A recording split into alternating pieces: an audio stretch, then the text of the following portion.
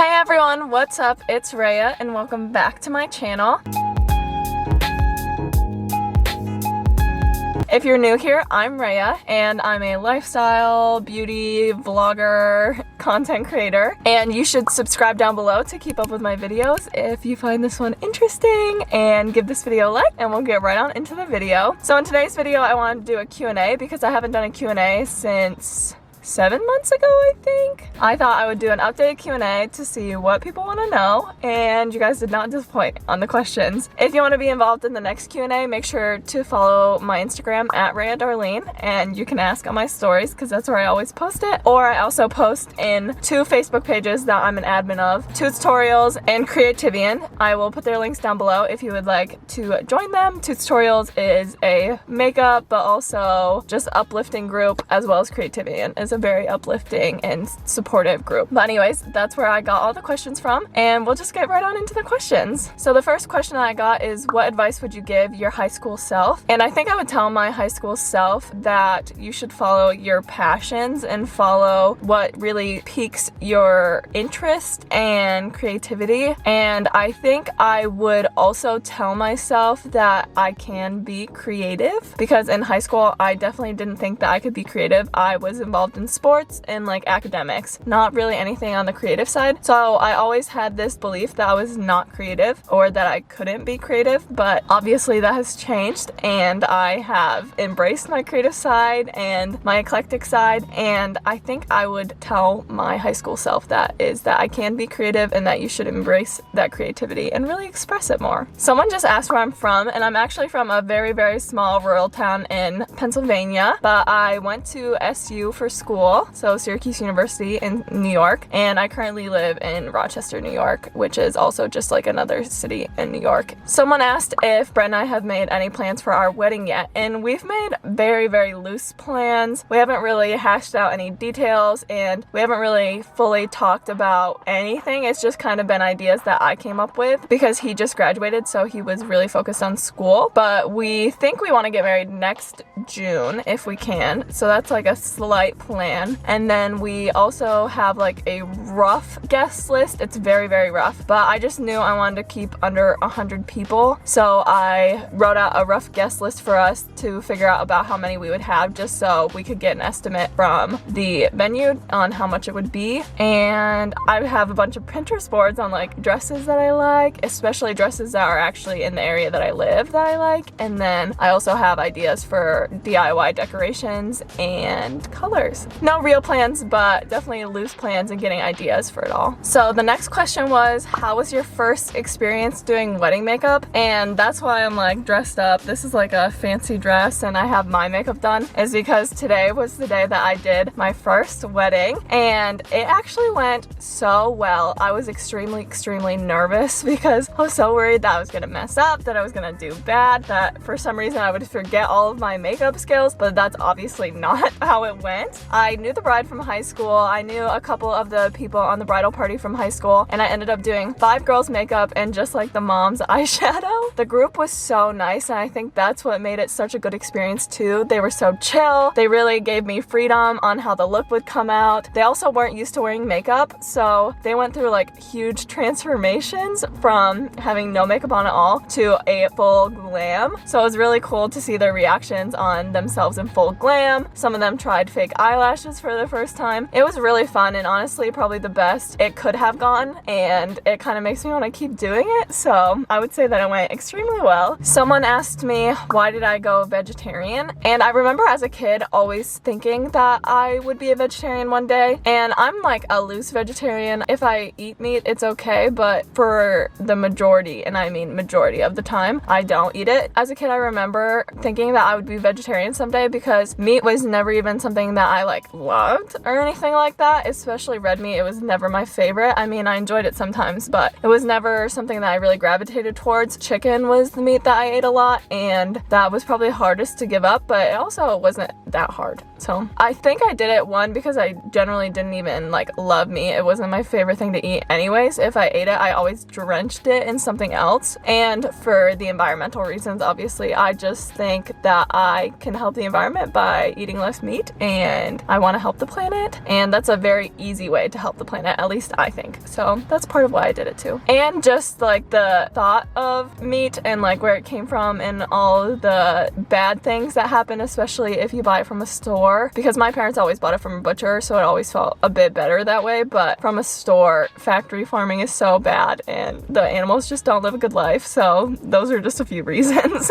The next question is, what is my favorite date with Brett besides the engagement? And I honestly want to say it was the Adirondack trip that we did. I had so much fun that whole weekend. We had the apartment to ourselves. There was a hot tub, so that was fun. We got to go hiking. We got to go to like little cafes. I remember Brett brought his camera, so we got good pictures. He has a picture of me just like crying in the cafe because I was just so happy to be there and couldn't believe that we were there. So I would say that trip. And on the last day of that trip, we just kind of took a road trip down the east coast of New York State. Not all the way down to New York City, but to like Midway, I would say. And it was just like such a fun experience with him. I would definitely say that was probably my favorite, but we've had quite a few dates.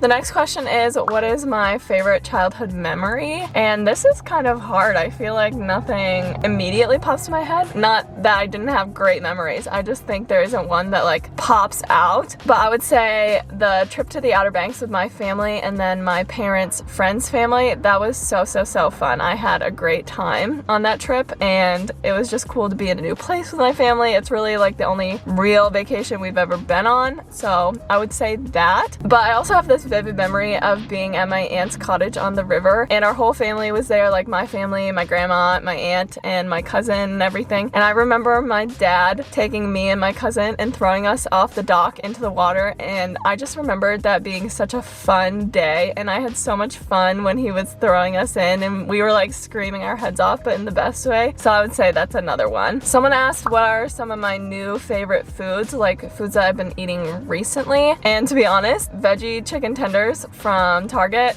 they're great. But I also have tried vindaloo, which is a Indian curry. I got that in New York City and I absolutely loved that. It was like spicy and veggies and so good. And then I also love bok choy, and I know that's so random and I don't know why I'm so obsessed with it, but I love bok choy. Another dim sum thing is shrimp rice noodles, I think they're called, or rice rolls, and it's just like shrimp and it's like rolled up in these like soft rice noodles and they're so good. The next question is, what is your favorite thing about the beauty industry and why? I think this is more of a personal thing, but I would say the connections that I've made through being part of the beauty community, because I already talked about this earlier, but Tutorials is a makeup page, or it does a lot of makeup, but it's a lot more than just that. I remember being added to that group, and being added to that group, I want to say changed my life. And I know that sounds crazy, but I've made like some amazing lifelong friends on that group. I have saw my skills develop in that group. I have learned so many new things in that group. So I would say that, and other than that, other creators that I've met through beauty and all of that. I just like the community and the togetherness of it all. And I know like big creators don't really have that community as much, but I think when you're smaller in the beauty industry, it's easier to have genuine like connections and genuine friendships that you can get from it. Someone asked to hear like about my job more and the details all about it and what the day-to-day looks like. They also said that they'd love to see videos of my job, but unfortunately I like had to sign contracts that I cannot show videos to anybody outside of like my company or the hospital, so I cannot do that. But I can tell you what my day-to-day looks like. So I just sit in this OR all day and I listen for the page overhead, or I get phone calls, and it's just whenever an OR room has a problem with the system that I work on, they call me, and then I have to go into the room and I have to troubleshoot and get it working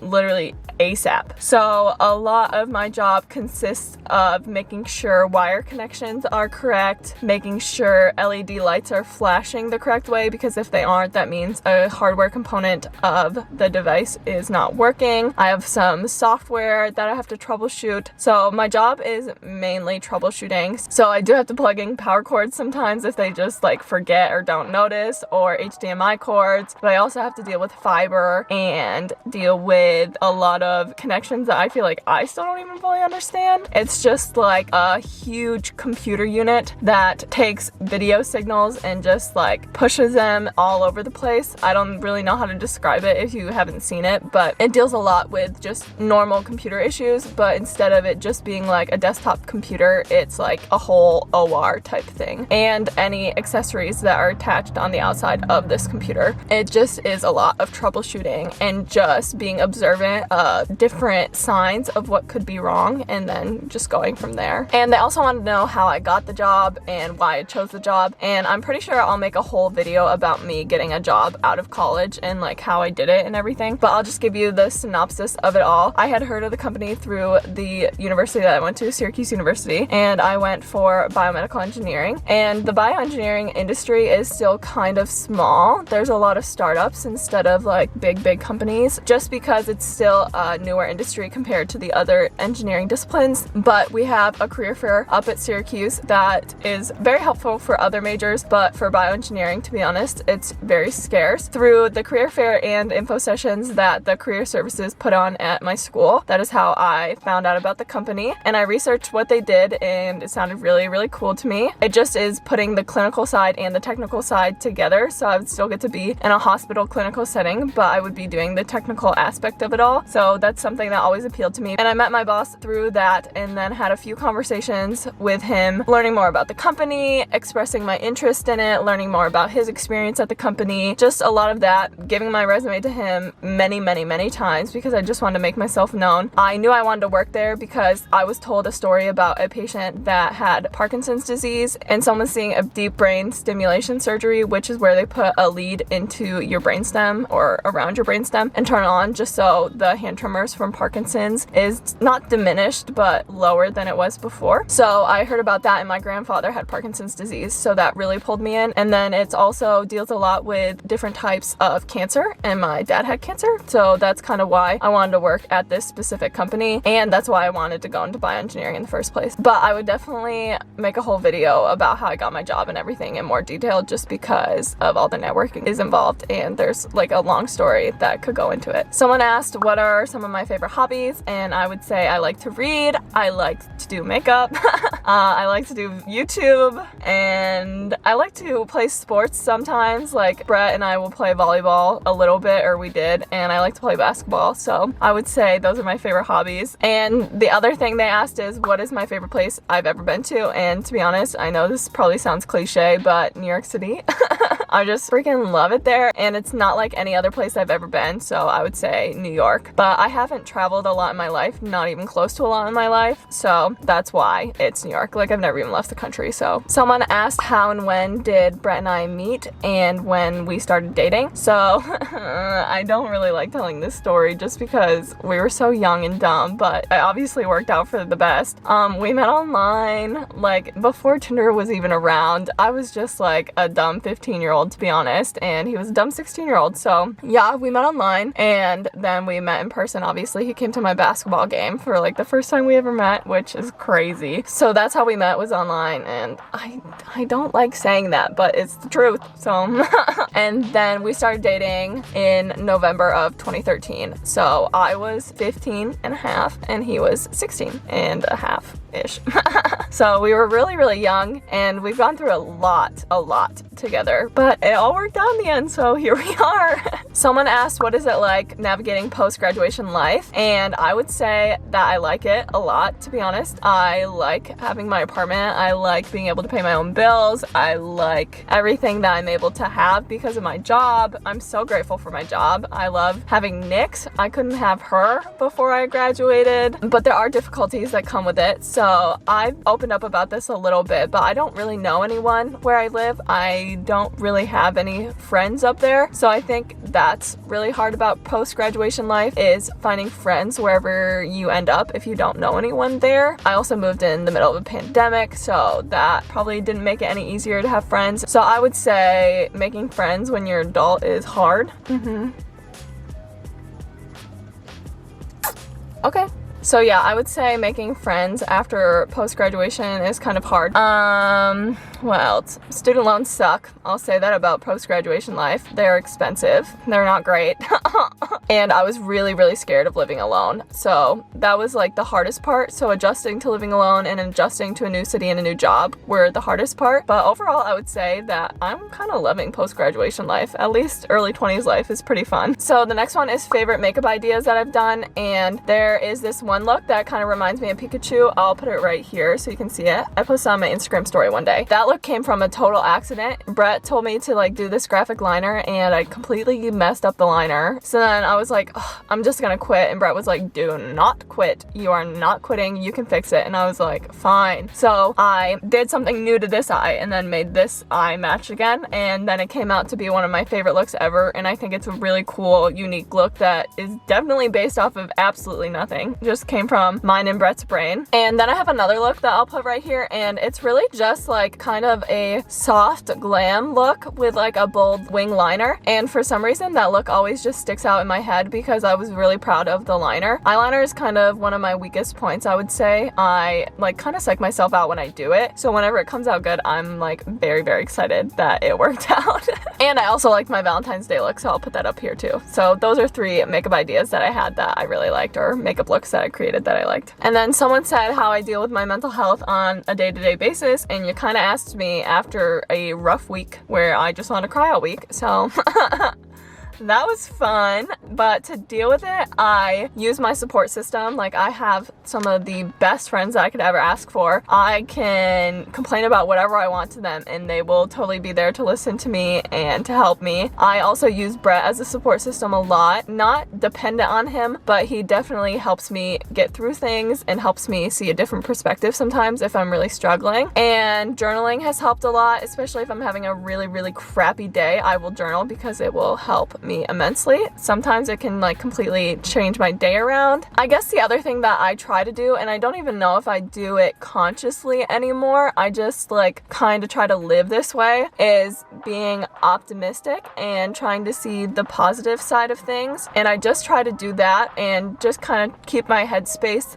there, just because it always makes me happier, and I feel like it makes the people around me happier when I'm positive. So I just try to have my energy be the energy of people that I would want around me. So I like bubbly, happy, uplifting people. So I would say just trying to be like a positive energy source and keeping a positive, like optimistic mindset is something that I try to do. And then the other thing that I do is self-reflection, and sometimes that's in journaling, but sometimes that's just thinking about it, because I think self-reflection is very important. Holly and I were actually talking about this today. If you don't really reflect on the decisions that you made or different things in your life, then you're just going to keep doing the same thing over and over again. So you really have to analyze what you're doing or what you're feeling and figure out where to go from there, and really just be introspective and just reflect on the day you've had, the mindset you've had, the memories you have, anything like that. And that's something that I tried to do more recently in like the past couple of years. It's definitely not something that I did earlier. My mental health journey kind of started in college because that's when I started to find myself. And those were all the questions for this Q&A. So thank you guys so much for watching. I hope you enjoyed. I really liked answering these questions. They were like new ones I actually had to think about the answers for, because you guys don't get to see it, but I paused for a while to think about the answers of these. So thank you to anyone that asked a question for this video. Make sure to subscribe down below to keep up with me and to see more videos in the future, or you can check out my videos in the past. And then comment down below what one of your favorite foods is, because that was one of the questions that I answered, and I would like to know what yours is. Thanks again for watching, and I will see you guys in the next one, which should be on Thursday. Bye guys!